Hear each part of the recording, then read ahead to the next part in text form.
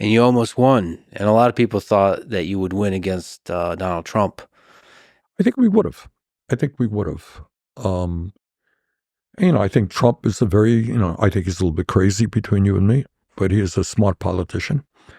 And he's appealing to a lot of the anger that working class people feel. And you know what? Working class people should feel angry, but they should make sure that their anger is directed in the right direction and not against people who are even worse off than they are, which is what demagogues like Trump always do. So, I think we had, as I went around the country then and now, we have a lot of support from working class people who understand that there is something wrong. And this is an incredible fact that no one talks about.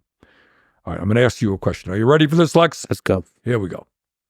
Over the last 50 years, there's been a massive increase in worker productivity as a result of technology, right? Everyone agrees with that. And I don't know exactly what it is, but the worker today is producing a lot more than the worker 50 years ago doing something similar. Is the worker today, in real inflation accounted for dollars, making more money than that worker 50 years ago? Well, there's a lot of close arguments there, but your point is well taken. It's either the same or a little bit higher or a little bit lower, depending on the statistics. Okay. It has not increased significantly, and the wealth inequality has increased significantly. That is the point. So you would think that if a worker is producing a lot more, that worker would be better off, would be working lesser hours, etc. That hasn't been the case.